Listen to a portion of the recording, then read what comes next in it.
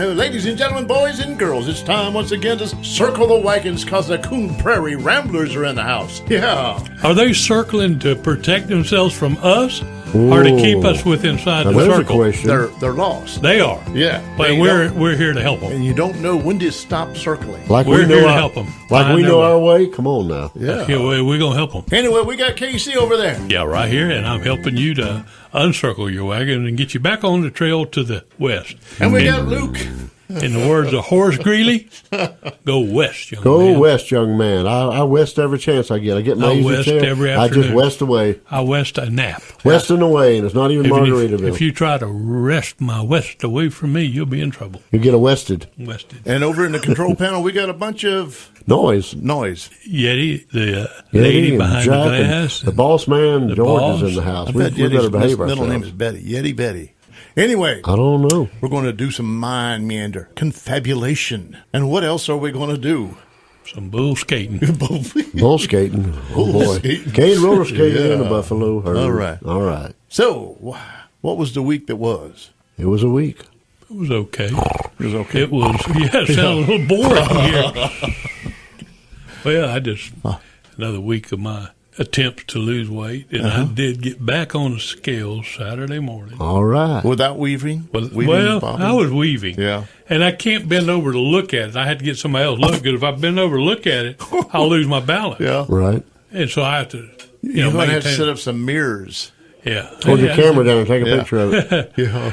So I had to get my wife to look at it, but I had lost 2 more pounds. Yeah. Hey. All right. Shoot That's towards my good. goal of 240. 3 more pounds, I'll hit 240.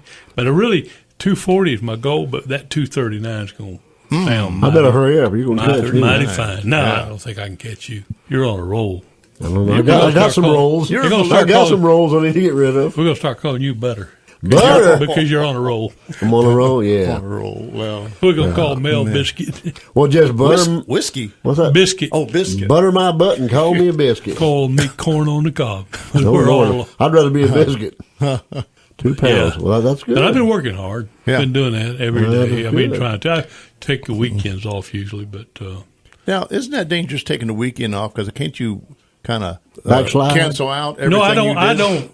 I say I take the weekend off. I don't do it nearly as much. I do some Yeah. things, and I still continue to eat Kind of the ease same up. way. Moderation. You ease up a little bit. Not on the eating so much, but more on the exercise. Oh, yeah, okay. My eating remains pretty much the same. Really? We need to reward yourself. I did a little bit. I mean, just a little. I'm doing and, it on I have Sundays like now. little bitty stupid rewards, like these little bitty Dove chocolates that come in a little squares boy. that are not very big, and there's only like 3-4 grams of sugar in a whole thing. If you get the dark chocolate, right. Well, that's one of my But those rewards. things give And I you- don't sit and eat a bag of them. I eat one. But KC, Wow. don't those things give you gas? No, Oh, they tear my wife I up. need gas. They tear my wife She's going to up. appreciate you telling that on the radio, too. Which tears me up eventually. We'll be hunting a third partner next week. 'Cause Bell's going to be dead about this time and dead and buried. Beat to death by a That's gaseous right. wife. Yeah. Oh, Yeah, my that's- goodness. That'll teach you. And if you eat a whole bag at once, and Well, and I your just- mind lets you do it because you think, well, there ain't much there, Yeah, And then it really kicks. That goes right back to that thing of people having a Diet Coke with their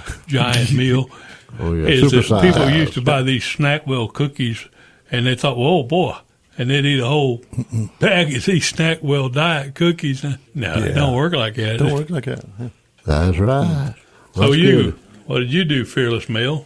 This past week, I was No, you do your life. I was out knocking on doors. Knock, knock, knocking on heaven's door. Yeah, but Making the rounds. making the rounds. Yeah, smiling, shaking hands, Here kissing comes babies. the mailman again. Yeah, here he comes. Yeah, marking them off on my map. My You county got a map. little. I've kind of messed up with my map because I do streets and then I forget to mark it. So I'm thinking, I know I've done a lot more. So than Mel this. is a streetwalker now. Yeah. Boy, I think you know somebody. No, that's about all I did, man. My life has just kind of gotten. It's exciting but mundane. I did go down. Excitingly mundane. I went down and hung around the big dog, the golf course with the big dog tournament. With the big Bob Miller. Were you shooting? Not shooting pool. Was you golfing? No, I don't golf. I do golf once every 10 years just to keep in shape. So you were part of the gallery, walking around watching them golf? Actually, I just sat at the clubhouse and waved at people as they came in. Was you holding one of your signs? Yeah, on my breast. Here, I beg your pardon. Here's your sign.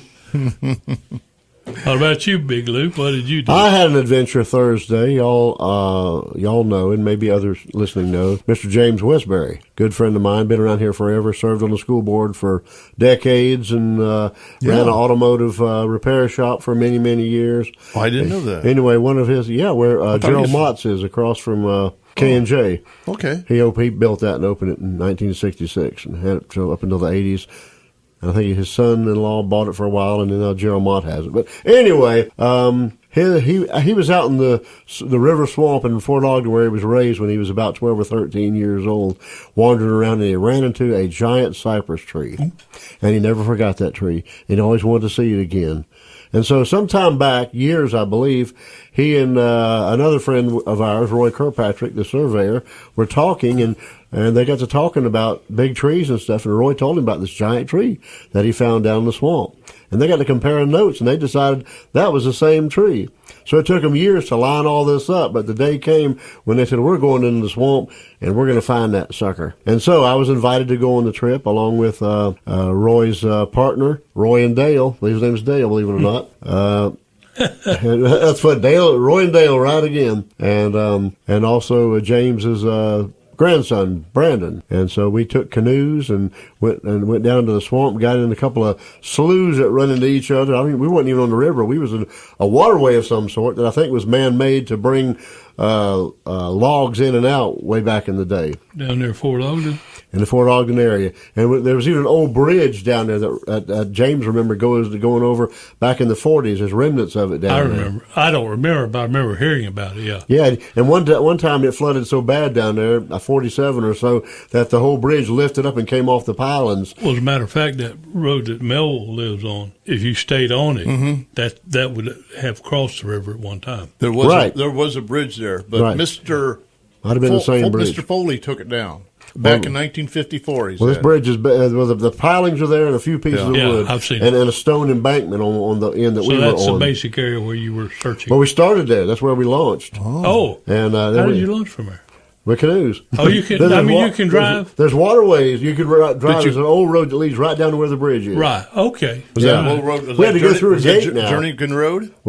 No, it's not off of there. But I don't really want to tell everybody because I don't want people going down there. But anyway, there's a gated off road. I mean, Leroy got permission. I know where you were. We went through the gate, went down to where the bridge was, and we got canoes and a kayak, and we went on and wandered around, and we got to a mucky area. And we stopped. Roy and Dale used their magic GPS thing with the satellite and all and figured out about where it was. And they got out and they tromped off into the swamp and were gone an hour and a half before they came back. And speaking of going away and coming back, it's the end of the segment. So maybe we'll pick it up when we get back. Yeah, we need to. This maybe we got to hear the rest of it. Leave you hanging. Don't touch that dial. Oh, man. We'll be right back. And find out about the giant cypress tree. We got 30 more seconds. So y'all keep Okay, that was a good segment. Keep y'all. Thank you very much. I'll keep you in suspense, and we'll be back in short. That's enough.